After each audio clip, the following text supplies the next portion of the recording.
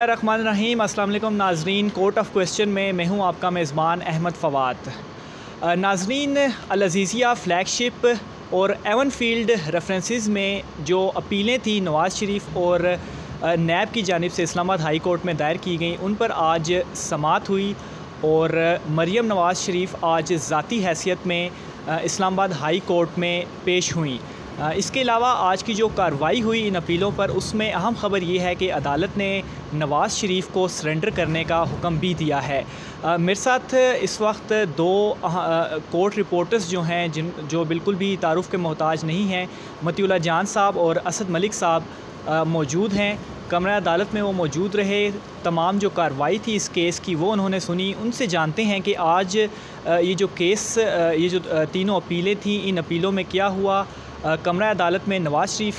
के जो वकील हैं ख्वाजा हारिस, उनकी जानिब से क्या दलाइल दिए गए और अदालत ने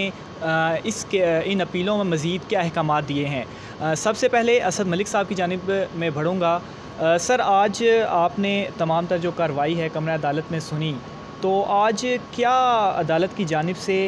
हुक्म दिया गया और ख्वाजा हारिस ने आज अदालत को क्या दलाइल दिए? देखिए, जो आज की जो समाअत थी वो बेसिकली उसका ये था कि जो अदालत ने मालूम करना चाहा वो ये कि मियां नवाज़ शरीफ जो है वो उस वक्त उनकी जो बेल उनको 8 हफ्ते की ग्रांट की गई थी उसका क्या स्टेटस है।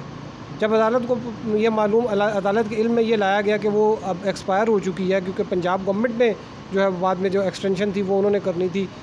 वो उन्होंने रिजेक्ट कर दी और उसके ख़िलाफ़ कोई अपील भी नहीं की गई। तो फिर अदालत के सामने ये सवाल था कि क्या अब मियां नवाज़ शरीफ जो है वो मफरूर हैं या क्या। इस हवाले से उन्होंने कोई फ़ैसला देना था। तो ख्वाजा हारिस जो है उन्होंने काफ़ी तवील दलाइल दिए और उन्होंने ये अदालत को बताया कि मियां नवाज़ शरीफ जो है वो एक जेन्युइन रीज़न्स की वजह से बाहर हैं और वो इस वक्त नहीं आ सके और वो सरेंडर नहीं कर सके। ताहम उन्होंने ये इस बात का जो है वो ये एडमिट किया कि मियां नवाज़ शरीफ इस वक्त जो है वो बेल पर नहीं है और बज़ाहिर मफरूर है। तो लेकिन उन्होंने अदालत को ये कहा कि ये चीज़ आप इस वक्त रिकॉर्ड पर ना लेके आएँ, इस हवाले से कोई आर्डर आप ना पास करें, पहले मुझे सुना जाए,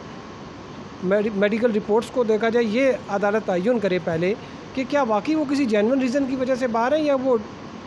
अस खुद डेलिबरेटली जो है जानबूझ के वो बाहर रुके हुए हैं। जिस पर अदालत ने जो है वो उनको मियां नवाज़ शरीफ को मौका दिया है, एक कि वो अदालत आए और वो अपना पेश हों। ताहम इस हवाले से कि उनका अभी स्टेटस क्या है, बेल का स्टेटस क्या है और आगे कार्रवाई कैसे चलानी है, वो अगली समाअत को जो है वो होगा। ताहम जो अब तक जो ख्वाजा हारिस ने जो है वो 3 ऑप्शन रखे। उन्होंने कहा जी अब अदालत या तो ये कर सकती है कि उनकी हाज़िरी के लिए बाकायदा वारंट्स जारी किए जाएँ, दूसरा काम यह है कि उनको एब्सकॉन्डर डिक्लेयर किया जाए और उनको एक तरफा जो है वो कार्रवाई की जाए मज़ीद, और तीसरा ये था कि या तो मौखर कर दिया जाए केस उनके आमद तक, या फिर जो है एक प्लीडर के ज़रिए जो है कार्रवाई को मज़ीद चलाया जाए। जबकि उनके अपोजिट जो नैब के प्रोसिक्यूटर हैं उन्होंने ये कहा कि नहीं जी, ये तो मौखर करने का या इनकी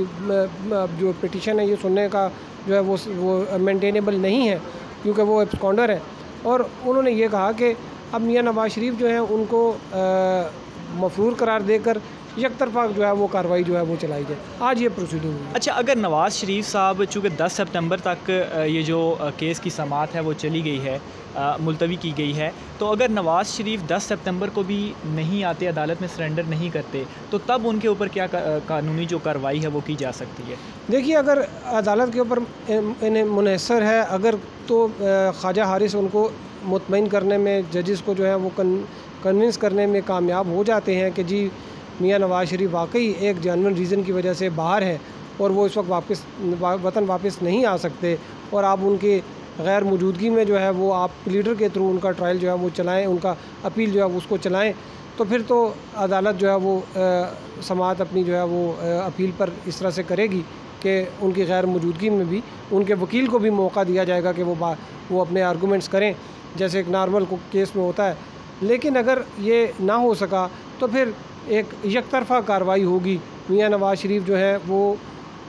उनको मफरूर करार दे दिया जाएगा और प्लीडर के थ्रू जो है वो अदालत सिर्फ प्रोसिक्यूशन को सुन के और केस के मेरिट्स को देख के अपना फ़ैसला फैसला सुना देगी। ठीक है, अच्छा मेरे साथ मतीउल्लाह जान साहब भी मौजूद हैं, जो आज कमरा अदालत में मौजूद रहे, और इनसे भी जानते हैं। सर ये बताइएगा कि नवाज़ शरीफ को आज अदालत ने सरेंडर करने का कहा है, तो नॉर्मली जो केसेस होते हैं उसमें तो ऐसा होता है कि अगर जो मुलजिम की अपीलें होती हैं तो उसमें मुलजिम का अदालत में पेश होना लाजमी होता है, लेकिन नवाज़ शरीफ कहते हैं कि मुझे तो इलाज करवाना है, मैं बाहर जा रहा हूँ। उनको बाहर भी भेज दिया गया, ज़मानत भी कुछ अरसे के लिए दे दी गई, लेकिन अब वो दोबारा ये कह रहे हैं कि मैं अभी भी बीमार हूँ, वापस नहीं आ रहा। तो इन अपीलों को आप कैसे देख रहे हैं? देखें, पाकिस्तान की सियासत जो है वो बड़ी गैर मामूली मराहिल से गुज़री है। तो अगर आप ये कह रहे हैं कि नवाज़ शरीफ साहब को पेश होना भी ज़रूरी है, तो मगर इससे पहले जिन अदालतों के फ़ैसले हुए और जिन फ़ैसलों में वो जेल में गए या वो अब बाहर गए हैं इलाज के लिए ज़मानत पे, तो अगर उन फ़ैसलों को देखेंगे तो वो भी बड़ी गैर मामूली सी सूरत हाल है। तो अब भी कानून और आइन की तशरीह जो है वो बड़े गैर मामूली सूरत हाल में की जा रही है। तो मेरे ख़्याल में ऐसी सूरत हाल में भी आइंदा भी अगर नवाज़ शरीफ पेश नहीं होते तो बड़े गैर मामूली किस्म के फ़ैसले करने पड़ेंगे अदालत को, क्योंकि हमारे यहाँ हर रोज़ नई मिसालें कायम होती हैं। जैसे कि सुप्रीम कोर्ट में पनामा केस में हुआ, जिस तरीके से वहाँ पे नाअहली हुई, उसके बाद जो फिर JIT बनी, और उसके बाद जो फिर नीचे ट्रायल हुआ और फिर अरशद मलिक की वीडियो आई। तो अब आगे आगे देखें, मेरे ख्याल में अगर 10 सितंबर को नवाज़ शरीफ नहीं आते तो तब भी यकीनी तौर पे इस्लामाबाद हाई कोर्ट को इन गैर मामूली फ़ैसलों के ख़िलाफ़, इन गैर मामूली अपीलों को सुनते हुए, कुछ गैर मामूली मारूज़ी हालात को मद्देनज़र रखते हुए कुछ गैर मामूली फ़ैसले करने पड़ेंगे। अच्छा मतीउल्लाह जान साहब, गुज़श्ता काफ़ी अरसे से नवाज़ शरीफ का ये जो केस है पहले नैब में चलता रहा, वहाँ पर फ़ैसले हुए, अब इस्लामाबाद हाई कोर्ट में ये केस चल रहा है, और जज अरशद मलिक जिन्होंने ये फ़ैसले दिए जिनमें नवाज़ शरीफ को उन्होंने सज़ा भी दी, तो उनके ख़िलाफ़ भी वीडियोज़ मंजर आम पर आई। तो ये सारा केस जो है ये किस तरफ जाता हुआ आपको दिखाई दे रहा है अभी? मेरे ख़्याल में ये मामला जो है बज़ाहिर तो अदालत में ही रिज़ॉल्व होगा और इसका फ़ैसला भी होगा, मगर जैसे मैंने पहले कहा कि आइन और कानून जो है पाकिस्तान की तारीख़ में वो एक मोम की नाक रही है। तो देखें, होपफुली आपकी बार जो आइन और कानून है उस पर अगर सख्ती से अमल होता है तो भी मेरिट के ऊपर भी जो सज़ाएँ सियासतदानों को सुनाई गई हैं या जो मुकदमात अभी इस वक्त नैब बना रही है, तो अगर आप देखेंगे तो वो मेरिट के ऊपर भी और आइन और कानून पे सख्ती से अमल करने के बाद भी बहुत मुश्किल होगा इन सियासतदानों को जेल में रखना या सियासत से दूर रखना, क्योंकि ये एक तासुर ज़ोर पकड़ता जा रहा है कि मुल्क में जो पॉलिटिकल स्पेस है, जो सियासी अमल है, उसको महदूद किया जा रहा है। और साबिक़ चीफ़ जस्टिस आसिफ सईद खोसा ने तो अपनी एक तकरीब में अपने ये भी कह दिया था कि जो इवन के एहतसाब का अमल है उसके ऊपर भी शकूक व शुबहात हैं लोगों को। जस्टिस बाकर ने भी एहतसाब के अमल के हवाले से अपने जो एक ख्वाजा साद रफ़ीक के ज़मानत के फ़ैसले में तहफ़्फ़ुज़ात का इज़हार किया है। तो इस सब के बाद तो फिर मेरे ख़्याल में इस्लामाबाद हाई कोर्ट ने जो पहले ज़मानत दी थी, जब जस्टिस अतर मनल्ला ने ज़मानत दी थी, तो वो भी एक 40 सफ़ात से ज़ायद का जो फ़ैसला लिखा था उसमें भी इतना कुछ उन्होंने बता दिया था कि नीचे फ़ैसले कैसे हुए हैं और क्या कानून हुआ है। तो मेरे ख़्याल में रिज़ॉल्व अदालत नहीं करना है, क्योंकि ये सारा मामला अदालत से ही शुरू हुआ है। तो बेहतर यही होगा इदारों की इज़्ज़त और एहतराम के लिए कि वो अदालत में ही ख़त्म हो। अच्छा, मरीम नवाज़ जो है, जो कि ख़ासे अरसे से हमने देखा कि वो ख़ामोश थी, आज उन्होंने आपसे ख़ुसूसी गुफ्तगू भी की, आज अदालत में भी वो पेश हुई, तो उनकी बॉडी लैंग्वेज आपको कैसी लग रही है और क्या गुफ्तगू आज उन्होंने आपसे की? देखिए, बहुत कॉन्फिडेंट थी वो, और उन्होंने कुछ अर्सा पहले ही जो है नैब के बाहर जो वाक़या हुआ है उसके ऊपर एक प्रेस कॉन्फ्रेंस करके अपनी चुप का रोज़ा तोड़ा था। और वो जो तासुर था कि वो ख़ामोश हैं, वो तासुर भी अब उन्होंने ज़ाइल किया है। देखें, ये कब तक ये तासुर ज़ाइल होता रहेगा, मगर आज के दिन वो बहुत कॉन्फिडेंट थी, और उनके जो आज जो उनका एतमाद था वो इससे पहले कभी नहीं नज़र आया, क्योंकि आज उन्होंने जिस तरीके से उस ख़बर पे बात की है जो ख़बर मेन स्ट्रीम मीडिया पे भी नहीं चल रही, और अब पता नहीं मेन स्ट्रीम मीडिया कितना उस इन मरीम नवाज़ के जो है उस बयान को चलाता है जिसमें उन्होंने lieutenant general retired Asim Salim Bajwa के असासों के हवाले से सोशल मीडिया पर चलने वाली ख़बरों पर बात की है। तो बहुत एतमाद का लेवल बहुत हाई था उनका,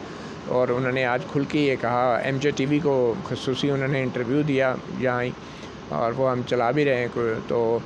उसमें उन्होंने कहा कि आसिम सलीम बाजवा जो हैं, अगर इस मुल्क के साबिक़ वज़ीर-ए-आज़म का एहतसाब हो सकता है, अगर इस मुल्क के दूसरे बड़े सियासतदानों का एहतसाब हो सकता है, अगर एक सुप्रीम कोर्ट के जज और उसकी अहलिया जो हैं वो अदालतों के चक्कर लगा सकती हैं, तो फिर आसिम सलीम बाजवा को भी रसीदें पेश करनी होंगी अपने उन तमाम असासों के हवाले से। तो मेरे ख़्याल में मरीम नवाज़ तो काफ़ी पुरएतमाद थी। अब देखना ये है कि वो इस एतमाद को आगे लेकर कैसे चलती हैं, और ये भी देखना है कि जो अदालतें हैं हमारी, वो जो एहतसाब का एक नैरेटिव मौजूदा हुकूमत ने दिया था, जिसकी बुनियाद पे अदालतों ने बड़े बड़े फ़ैसले किए थे, वो अदालतें इस नई सूरत हाल के अंदर वो कैसे अपने फ़ैसलों का तसलसल बरकरार रखती हैं। ठीक है, बहुत शुक्रिया। मतीउल्लाह जान साहब हमारे साथ मौजूद थे, असद मलिक हमारे साथ मौजूद थे, इन्होंने हमसे गुफ्तगू की और आज की जो मुकम्मल कार्रवाई थी उस हवाले से जो तफसीलात थी वो आपको बताई। समाअत जो है वो अब 10 सितंबर तक मुलतवी कर दी गई है। 10 सितंबर को देखते हैं इस केस में मज़ीद क्या होता है। और 10 सितंबर को मज़ीद आपको जो भी कार्रवाई होगी इसी तरह आपको आगाह भी करेंगे। आज की वीडियो के लिए इतना ही। अपने मेज़बान अहमद फ़वाद को इजाज़त दीजिए। अल्लाह हाफ़िज़।